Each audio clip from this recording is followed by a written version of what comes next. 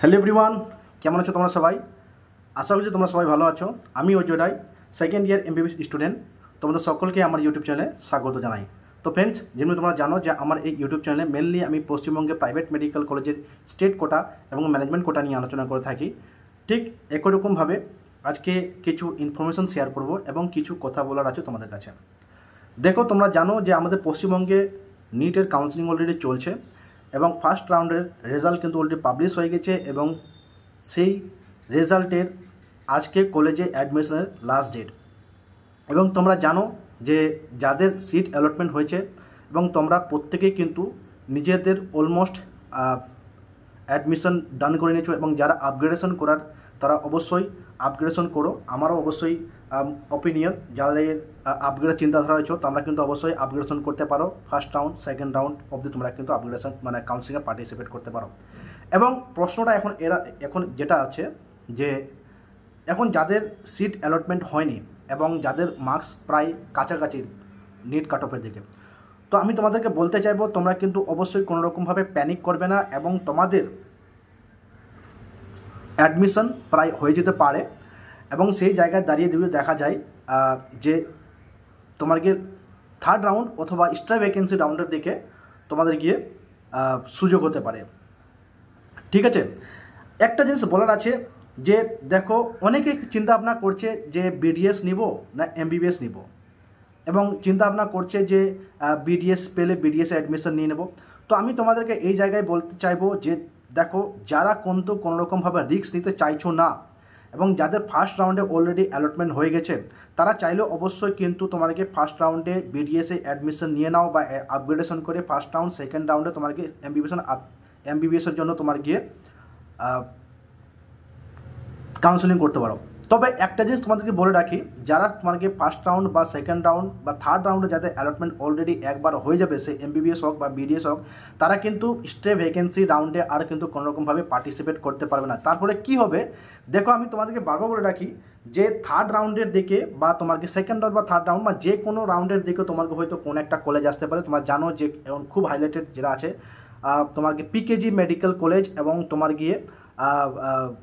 গিয়ে রানাঘাট বা Mandakini medical college এবং তোমার গিয়ে রানীগঞ্জ মেডিকেল কলেজ, এই তিনটা মেডিকেল কলেজের নাম কিন্তু খুব আসছে আমার কাছে এবং এটা কিন্তু মেবি এই রাউন্ডে কিন্তু আসতে পারে। এবং এই রাউন্ড এরা দেখার বিষয় যে এই কলেজগুলো কোন রাউন্ডে আসছে। যদি তোমাকে এক্সট্রা ভ্যাকেন্সি রাউন্ডে যদি এই কলেজগুলো আসে তাহলে সেখানে এই সব যাদের সিট কোনোরকমভাবে অ্যালটমেন্ট হয়নি তাদের ক্ষেত্রে কিন্তু এগুলো কিন্তু খুব সুবিধাজনক হয়ে যাবে, মানে স্টুডেন্টদের জন্য, কেননা ডেফিনেটলি কম্পিটিশন কমে যাবে, ঠিক কিনা। এবং আরেকটা বিষয় আছে যে যাদের মনে করো তোমার গিয়ে সিট যদি অ্যালটমেন্ট যদি না হয় তাহলে তো ডেফিনেটলি ওরা সিটটা ভ্যাকেন্সি যাচ্ছে এবং যারা এমবিবিএস বিডিএসে গেছে তারা কিন্তু তাদের ক্ষেত্রে সুবিধা হবে। তো বলার উদ্দেশ্য হচ্ছে এটা যে কোনোরকমভাবে মানে যাদের টার্গেট আছে শুধুমাত্র এমবিবিএস তাহলে ডেফিনেটলি তাদেরকে আমি বলবো যে তোমার গিয়ে কোনোরকমভাবে বিডিএস বা অন্যান্য কিছুতে অ্যাডমিশন নেওয়ার কোনো প্রয়োজন নেই, এমবিবিএস কন্টিনিউয়াসলি কাউন্সেলিং করাও। এবং যারা নিটের মানে স্কোরে যেসব কাট অফগুলো গেছে অলরেডি কিন্তু আমার ভিডিওতে A to Z সব কত কোন কলেজে কত কাট অফ যাচ্ছে A to Z কিন্তু আমি আপলোড করে দিচ্ছি, বিশেষ করে তোমার গিয়ে পশ্চিমবঙ্গের প্রাইভেট মেডিকেল কলেজগুলোর। তো এই বিষয়গুলো আছে এবং সেই তোমার গিয়ে সেখান থেকে তোমার রেফারেন্স পেয়ে যাবে এবং কোন কলেজে কত কাট অফ যাচ্ছে এই সব জিনিসগুলো A to Z তোমরা দেখে নিতে পারবে। ওকে, তো এই হচ্ছে বিষয়। তোমরা যারা টার্গেট আছে কি শুধুমাত্র এমবিবিএস এ অ্যাডমিশন নেওয়ার, তারা অবশ্যই তোমার গিয়ে এক্সট্রা ভ্যাকেন্সি রাউন্ডে পার্টিসিপেট করো। এবং আরেকটা জিনিস বলতে চাইবো, যারা শুধুমাত্র এমবিবিএস বিডিএস দুটোই কিন্তু চেষ্টা করছো অ্যাডমিশন নেওয়ার জন্য, তো তোমাদেরকে বলে রাখি, আমি যেহেতু কয়েক বছর থেকে কাউন্সেলিং করাচ্ছি এবং দেখতে পেয়েছি যে তোমার গিয়ে লাস্টের দিকে প্রায় অনেক কিন্তু সিট ভ্যাকেন্ট থাকে তোমার গিয়ে বিডিএসের ক্ষেত্রে।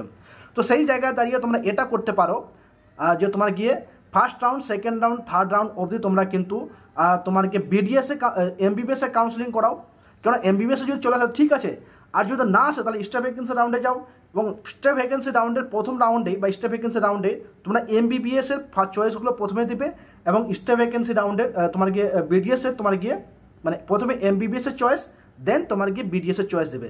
তাহলে এই জায়গায় তোমাকে যদি এমবিবিএস যদি হওয়ার থাকে তাহলে হয়ে যাবে এবং যদি না হয় তাহলে বিডিএস হয়ে যাবে। বিডিএস যদি হয়ে যায় তখন তোমরা অ্যাডমিশন নিয়ে নেবে, বুঝতে পারলে? এই হচ্ছে বিষয়। এবং এখানে যদি কোনো রকমভাবে এই কাউন্সিলিং চলাকালীন যদি কোনো রকমভাবে যদি সিট ভ্যাকেন্ট থেকে যায়, তাহলে কিন্তু তোমার গিয়ে কোনো একটা কাউন্সিলিং হতে পারে বা তোমার গিয়ে কোনো রাউন্ড এক্সট্রা হতে পারে, বা কোনো যদি নতুন কলেজ যদি আসে তাহলে সেই জায়গায় দাঁড়িয়ে তোমাকে কাউন্সিলিং হতে পারে। এবং এই জায়গায় তাদেরই সুযোগ হবে যাদের কোনো রকমভাবে অ্যালটমেন্ট আসেনি বা যারা আসবে, মানে যারা কোনোদিন অলরেডি তোমার গিয়ে কাউন্সিলিং পার্টিসিপেট করছে তাদের কোনো রকমভাবে অ্যালটমেন্ট আসেন, তাদের ক্ষেত্রে সুবিধা হবে। তো এই হচ্ছে বিষয়, আমি মোটামুটি একটা বলার চেষ্টা করলাম। ওকে, তো আশা করছি তোমাদের এটা সুবিধা হবে বা হেল্পফুল হবে। তো আমি আজকে এই ভিডিওতে যেটা তোমাকে ব্যাপারে আলোচনা করবো সেটা তোমরা জানো যে আজকে লাস্ট ডেট অ্যাডমিশনের, এবং অ্যাডমিশন কিন্তু এখনো পর্যন্ত চলবে রাত্রি 8টা অবধি, এবং কালকে থেকে তোমাকে রাউন্ড 2 এর কিন্তু কাউন্সিলিং স্টার্ট হবে। এবং রাউন্ড 2তে কারা পার্টিসিপেট করতে হবে? যারা এখনো পর্যন্ত কোনোরকমভাবে অ্যাডমিশন নেয়নি তারা কিন্তু রাউন্ড 2তে পার্টিসিপেট করতে পারবে। যারা তোমার গিয়ে আপগ্রেডেশন করেছে, আপগ্রেডেশন অর্থাৎ 50,000 টাকা দিয়ে অ্যাডমিশন হলো, সিটটা ধরে রাখবে, তারা রাউন্ড 1 এবং রাউন্ড 2তে তোমরা পার্টিসিপেট করতে পারবে। যারা এখনও পর্যন্ত এই নিট কাউন্সিলিংয়ে কোনোরকমভাবে পার্টিসিপেট করেনি তারা এজ এ ফ্রেশ রেজিস্ট্রেশন করে তারা কিন্তু সেখানে কিন্তু কাউন্সিলিংয়ে পার্টিসিপেট করতে পারবে। এবং কাউন্সিলিংয়ের ডেট তোমার গিয়ে আগামী দিন থেকে শুরু হচ্ছে, আগামী দিন 11 থেকে, মানে আজকে তোমাকে 26 তারিখ, কালকে 27 তারিখ, 27/8/2025 থেকে 29/8/2025, 27, 28, 29 এই 3 দিন চলবে মানে রেজিস্ট্রেশন। যত তোমার গিয়ে রাউন্ড যাবে তত তোমার গিয়ে ডেট মানে টাইম কিন্তু কমতে আসবে, কেননা তোমার গিয়ে ম্যাক্সিমাম যারা স্টুডেন্ট আছে সব স্টুডেন্ট কিন্তু অ্যাডমিশন হয়ে গেছে তোমাকে প্রায় ফার্স্ট রাউন্ডে, এবং ফার্স্ট রাউন্ডে অ্যাডমিশন হয়ে যাওয়ার পর কিন্তু কাউন্সিলিং তোমাকে ক্লাসেস কিন্তু অলরেডি কিন্তু শুরু হয়ে যায়। ওকে, তো এই জিনিসটা বিষয় আছে। তো ফার্স্ট রাউন্ডে কাউন্সিলিং, সেকেন্ড রাউন্ডে কাউন্সিলিং তোমার আগামী দিন থেকে শুরু হচ্ছে, আগামী দিন 27 থেকে 29 তারিখ পর্যন্ত। অনলাইন ফি পেমেন্ট দিবে তোমাকে 27 থেকে 29 তারিখ পর্যন্ত। এবং যারা তোমাকে এখন পর্যন্ত কোনোরকমভাবে রেজিস্ট্রেশন করে নেই, যারা নিউ ক্যান্ডিডেট, তারা কিন্তু ভেরিফিকেশন করতে পারে তোমাকে 28, 29 এবং 30 তারিখে। এই 3 দিনে তারা কিন্তু ডকুমেন্ট ভেরিফিকেশন করতে পারবে। এবং তোমরা জানো যে কাউন্সিলিং ফি পেমেন্ট করার পর একটা ডকুমেন্ট দেয় অনলাইন থেকে, সেটা ডাউনলোড করে তোমরা যে ভেন্যু চুজ করবে যে কোথায় তোমাদের ডকুমেন্ট ভেরিফিকেশন করে, সেই কলেজে গিয়েই কিন্তু তোমাকে ডকুমেন্ট ভেরিফিকেশন করাতে হবে। এই হচ্ছে বিষয়টা। দেন কী করতে হবে, ডকুমেন্ট ভেরিফিকেশন হয়ে যাওয়ার পর দেন তোমাদের কী হবে, তোমাকে online seat surrender at the allotted college level with all original document by the candidate. মানে যেসব স্টুডেন্ট সিট সারেন্ডার করতে আছে ফার্স্ট রাউন্ডে বা সেকেন্ড রাউন্ডে, তারা অনলাইন মানে কলেজ লেভেলে সিট সারেন্ডার করতে আছে, তাদেরকে 30 তারিখের মধ্যে 2টো থেকে সকাল 10টা থেকে 2টোর মধ্যে তাদেরকে কিন্তু তোমাকে সিট সারেন্ডার করতে হবে।